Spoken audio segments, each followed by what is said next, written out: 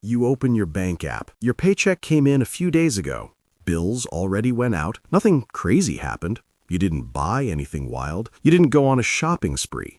You were careful, and still, that number is smaller than you expected. Not zero, but low enough to make you pause. You close the app and think, how did this happen again? This moment is very common, and it's not because you're bad with money. It's because almost everyone skips the same first step. Before saving, before investing, before budgeting, they skip the step that actually explains everything. Most people think the first financial step is saving, so they tell themselves, I just need more discipline. They open a savings account, they move some money, they feel proud for a few days.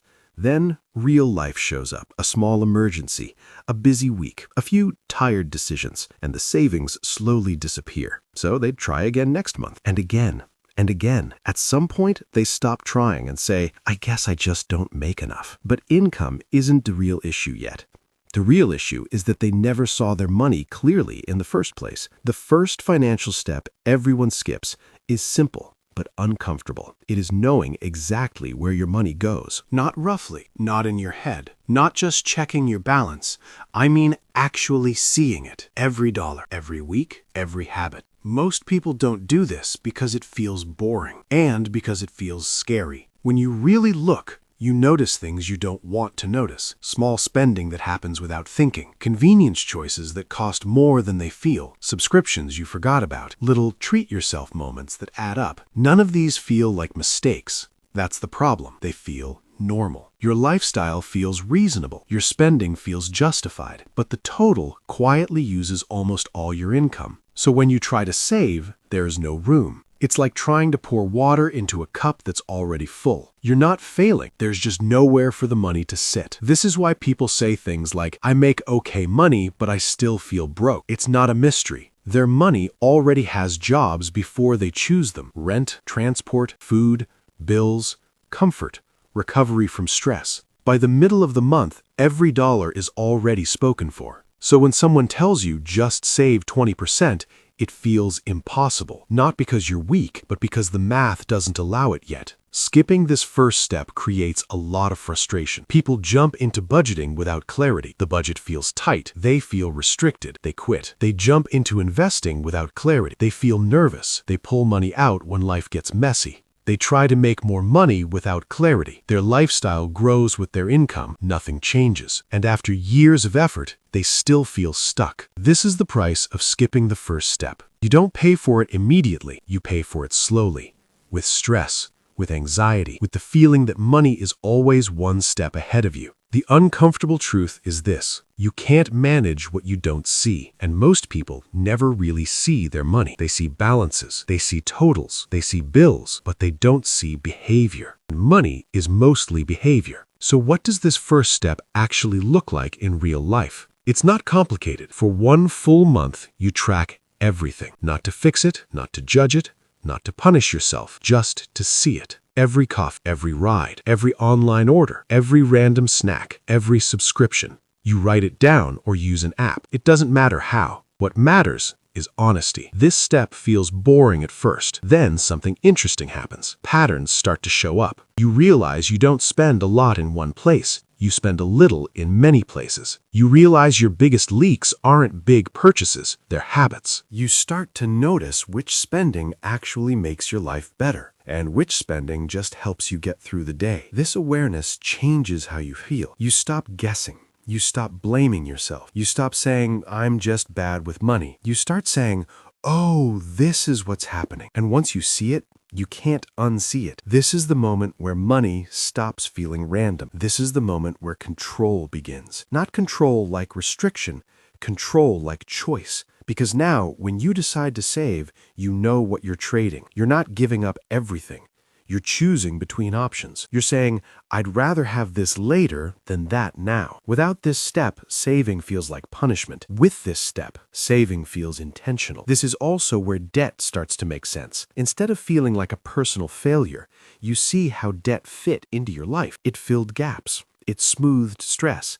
It covered timing problems. Seeing that doesn't make you weak, it makes you informed. And informed people make better decisions. A lot of people are afraid to take this step because they think it will make them feel bad. Sometimes it does, but avoiding it costs more because the longer you don't look, the longer the pattern continues. 5 years pass, 10 years pass, and the question becomes, why am I still here? Not broke, but not free. Still careful, still worried. Still hoping nothing big goes wrong? This is what you pay later, not with one big mistake, but with years of quiet stress. The first financial step isn't about saving money. It's about seeing your life clearly. Once you see it, everything else becomes easier. Budgeting becomes realistic. Saving becomes possible. Investing becomes calm instead of scary. But none of that works before this step. And this is why almost everyone skips it, because it doesn't feel exciting. It doesn't feel like progress. But it is. It's the most important progress there is. And once you take it, you're no longer guessing. You're choosing. You're deciding. You're finally playing the right game. Once you start seeing your money clearly, something else happens that most people don't expect. Your emotions around money calm down, not because you suddenly have more of it, but because surprises start disappearing. Before, money felt unpredictable. You never knew when it would run low. You were always reacting. Now, you can see the rhythm. You know when money comes in. You know when it leaves. You know which weeks are tight and which aren't. That alone reduces stress. This is why clarity is more powerful than motivation. Motivation fades. Clarity stays. When you skip this step, every financial decision feels heavy. Should I save this or spend it? Can I afford this or not?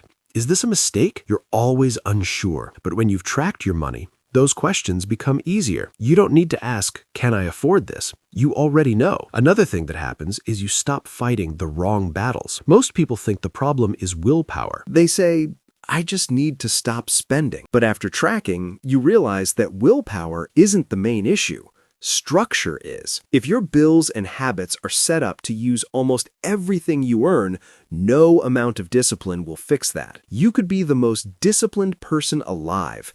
The math would still win. This is why people burn out trying to budget. They try to force their behavior without changing the environment around their money. Tracking shows you where the pressure actually is. Maybe it's housing. Maybe it's transportation. Maybe it's convenience spending because you're exhausted. Once you see that, you stop beating yourself up and start making smarter adjustments.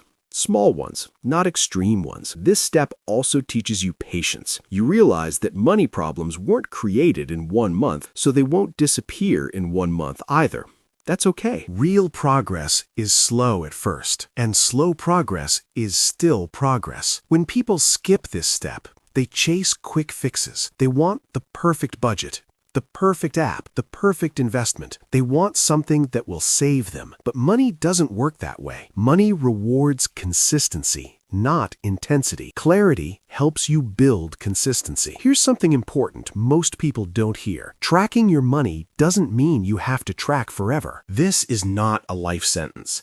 It's a training period. You do it long enough to understand your patterns. Once you understand them, you don't need to watch every dollar anymore. You just need to maintain the system. But without this phase, you're building systems on guesses, and guesses are expensive. Another reason people skip this step is shame. They're afraid of what they'll see. They think seeing the numbers will make them feel worse. But usually, the opposite happens. They feel relief because the story changes from I'm bad with money to my money has been running on autopilot, and autopilot can be changed. That's empowering. This step also changes how you think about emergencies. Most people think emergencies are rare. They're not. Something always comes up. A car repair, a medical bill, a family need, a work gap. When you track your money, you see how fragile things are without a buffer. Not in a scary way, in a motivating way. You start to understand why emergency funds matter. Not because someone told you to have one,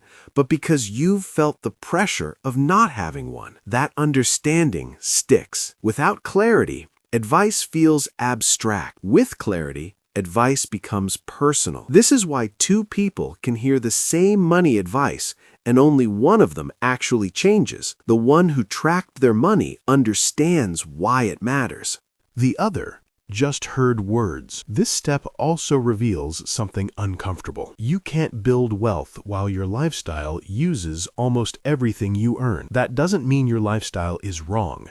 It means it's full. And when it's full, nothing new can grow. Tracking helps you see your lifestyle percentage, not as a judgment, as a fact. You see how much of your income is already spoken for. That number explains everything. If it's very high, you understand why saving feels impossible. If it's lower, you see opportunity. And here's the important part. You don't have to change everything at once. Clarity lets you choose one thing, one adjustment, one leak to slow down, one expense to rethink. That's how real change happens. Not by flipping your life upside down, but by slowly creating space. And space is where wealth grows. When people skip this step, they often blame time. They say, I'll deal with money later. But later comes faster than you think. Years pass quietly. The habits stay the same. And then one day, later arrives, and it feels heavy. This is why this step matters so much. It's not exciting. It's not flashy. It doesn't look good on social media, but it quietly changes your future. And once you take it, you can't pretend anymore. You don't live in fear of the numbers. You live in awareness of them, and awareness is the beginning of freedom. Once you have clarity, something very important becomes clear. You stop waiting for a miracle. You stop hoping that the next paycheck will fix things. The next raise will solve everything. The next side hustle will save you. Because you see the truth. More money without clarity just creates a bigger version of the same problem. If you don't know where your money goes now, you won't know where it goes when you earn more. The lifestyle just stretches. This is why so many people make more money and still feel stressed. Their spending grew quietly with their income. Tracking your money breaks that cycle. It shows you that wealth is not about income first. It's about margin. Margin is the space between what you earn and what you use. Without margin, nothing grows. With margin, everything changes. And margin always starts with awareness. This is also where confidence comes from. Not fake confidence, not motivational confidence, real confidence. The kind that comes from knowing, I can handle this. When something unexpected happens, you're not panicking as much. You already know what you can cut, what you can pause, what actually matters. That's power. And it all came from one simple habit, looking. Most people never do this step because no one taught them. School didn't teach it. Social media doesn't show it. It's not exciting enough to go viral, but it's the foundation. Who build real wealth often look boring at first. They aren't chasing, they aren't guessing, they aren't stressed. They took the time to understand their money. So if you're feeling stuck right now, don't jump to the next strategy. Don't download another app. Don't open another account.